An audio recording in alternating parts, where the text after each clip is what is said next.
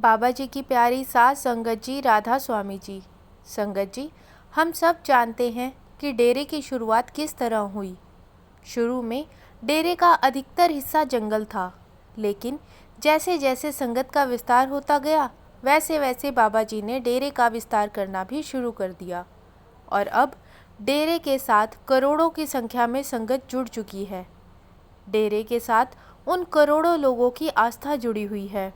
दुनिया के हर कोने से संगत यहाँ पहुँचती है और जब इतने लोग डेरे में आते हैं तो ज़रूरी नहीं कि सभी के दिल साफ और सच्चे हों। करोड़ों की भीड़ में कई लोग ऐसे भी होते हैं जिन्हें ना तो डेरे के साथ कोई लगाव होता है और ना ही बाबा जी के साथ। इस साखी में मैं आपको एक ऐसे सेवादार के बारे में बताने जा रही हूँ जिसने डेरे को बदनाम करने में कोई कसर नहीं छोड़ी। संगत से विनती है कि वीडियो को पूरा सुनें और चैनल को सब्सक्राइब ज़रूर करें। संगत जी, हम सब जानते हैं कि अगर दुनिया में अच्छे लोग हैं तो दुनिया में बुरे लोगों की भी कमी नहीं है। ऐसे ही डेरे में सेवा करने वाले एक सेवादार भाई ने डेरे को बदनाम करना चाहा ताकि लोगों का बाबा जी और डेरे पर से विश्वास उठ जाए।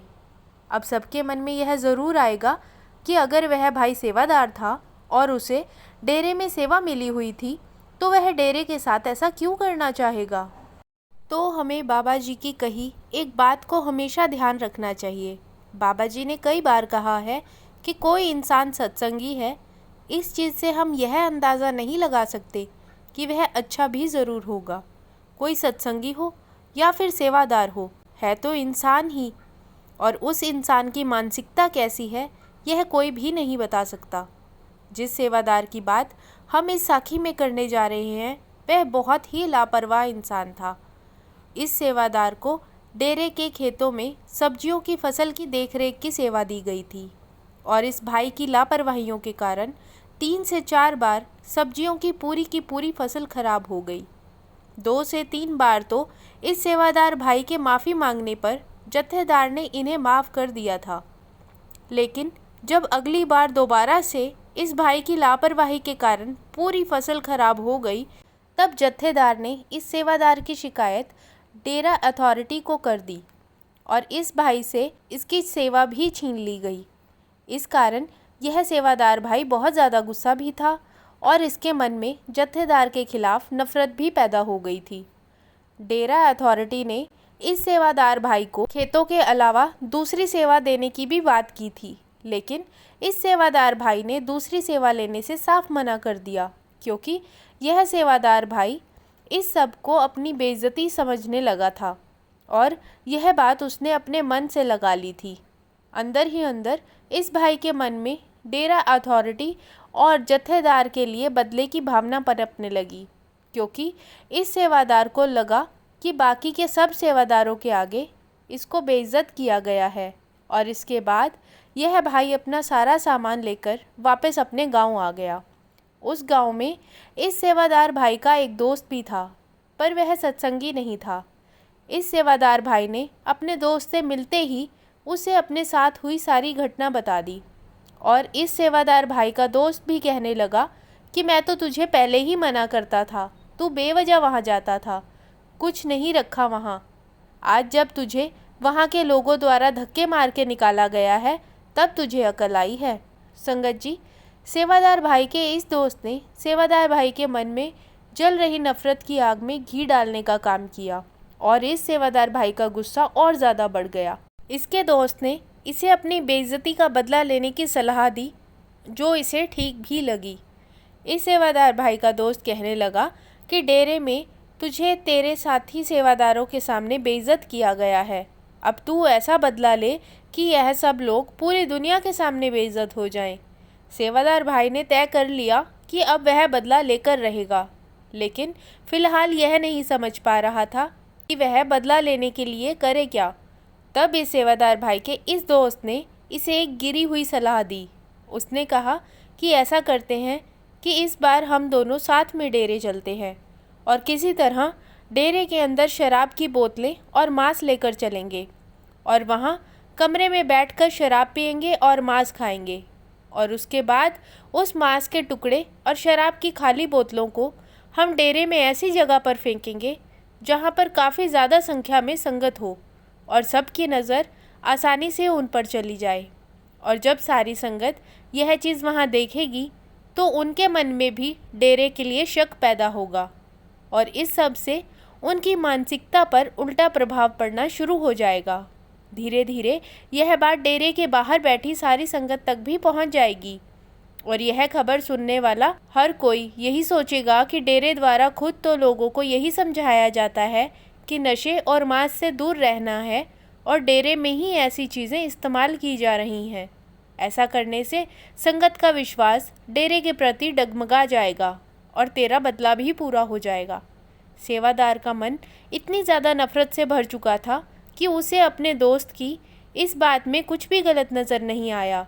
तब सेवादार भाई ने 2 महीने बाद अपने दोस्त के साथ डेरे जाने का प्रोग्राम बना लिया और वह दोनों यह सारा सामान अपने बैग में किसी तरह कपड़ों के अंदर छुपाकर डेरे के गेट पर पहुंच गए। और यह घटना तब की है जब डेरे में आधुनिक मशीनें नहीं थी, इसलिए यह दोनों बड़ी ही चालाकी से उन सारी चीज़ों को लेकर डेरे के अंदर पहुंच गए। संगत जी, शायद सेवादार भाई भूल गया था कि बाबा जी जानी जान है और उनसे 7 समुंदर पार बैठे किसी इंसान की बात नहीं छुपती, तो डेरे में बैठे इस सेवादार और इसके दोस्त की हरकत कैसे छुप जाती।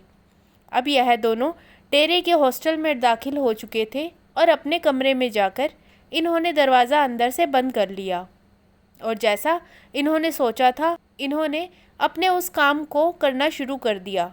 तब इस सेवादार भाई का ध्यान गया कि कमरे में पानी नहीं है। इसने अपने दोस्त से कमरे में ही रहने को कहा और खुद पानी लेने के लिए बाहर जाने लगा, लेकिन सेवादार भाई से कमरे का दरवाज़ा खुला ही नहीं।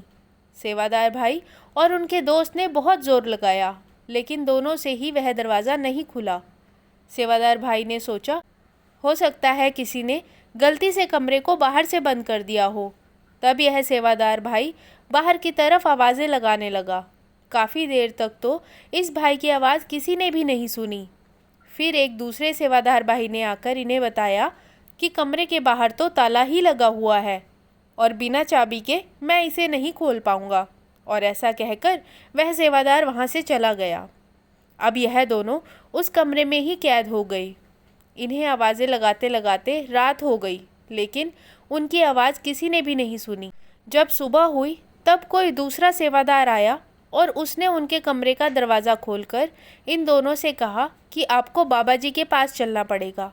यह बात सुनकर सेवादार भाई बहुत डर गया और वह समझ गया कि बाबा जी को पता लग गया है कि मैं यहाँ डेरे में क्या लेकर आया हूँ और किस लिए लेकर आया हूँ। अब इन दोनों को बाबा जी के सामने हाजिर किया गया। अब बाबा जी ने इन्हें जो बताया उससे यह दोनों हैरान रह गए।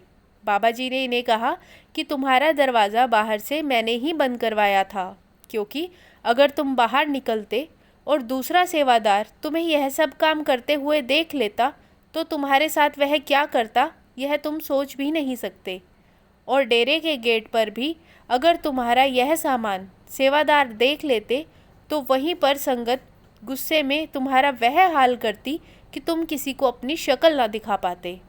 बाबा जी की यह सब बातें सुनकर सेवादार को अपने आप पर बहुत गुस्सा आया और वह बाबा जी से माफ़ी मांगने लगा और कहने लगा कि बाबा जी, मैं डेरे को, आपको और यहाँ के सेवादारों को बदनाम करने के लिए यह सब अपने साथ लाया था, लेकिन आपने सब जानते हुए भी भरी संगत के आगे मेरी संभाल कर ली।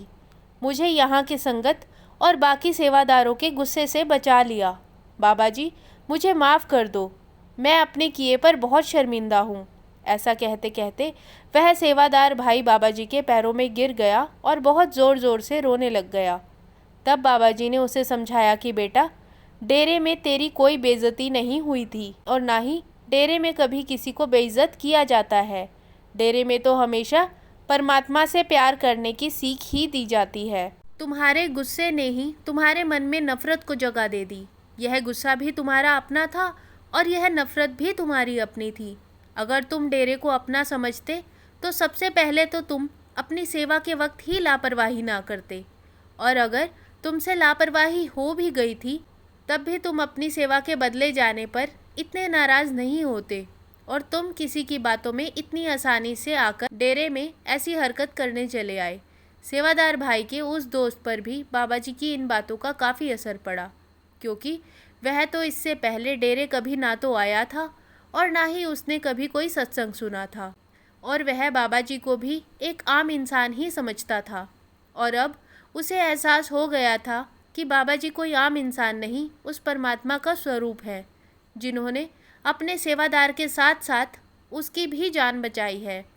सेवादार भाई का दोस्त भी बाबा जी के पैरों में गिर गया और उनसे माफ़ी मांगने लगा, और उसने कहा कि मैं तो आपके डेरे से भी नहीं जुड़ा हुआ हूँ, तब भी आपने मुझे बचाया। संगत जी, सद्गुरु के मन में तो हर किसी के लिए दया ही भरी हुई है।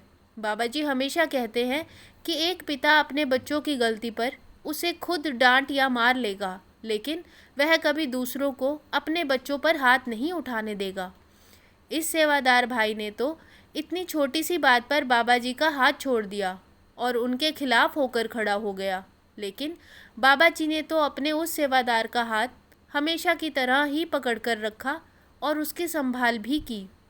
बाबा जी ने उन दोनों को माफ़ भी कर दिया और प्यार से समझाया भी कि बेटा, बहुत संगत तो सेवा पाने के लिए तरसती है और तुम्हें सेवा बख्शी जा रही थी और तुमने उसे ठुकराकर गलत रास्ते को चुन लिया।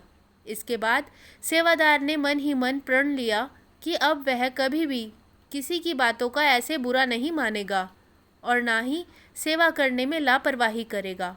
सेवादार भाई के साथ साथ सेवादार भाई का वह दोस्त भी मांसाहारी जीवन और नशे को छोड़कर डेरे की तरफ लग गया और वह भी वहाँ पर सेवा करने लग पड़ा। संगत जी, बाबा जी कई बार कहते हैं कि हमें अपनी गलतियों से सीख लेनी चाहिए। अगर हम अपनी गलती करने पर उस गलती से कुछ सीखते हैं और उस गलती को नहीं दोहराते, तो वह मालिक भी हमें माफ़ कर देता है। लेकिन अगर हम अपनी गलतियों से सीखने की बजाय उन्हें दोहराते हैं, तो हमें अपने कर्मों का बोझ खुद ही उठाना पड़ता है।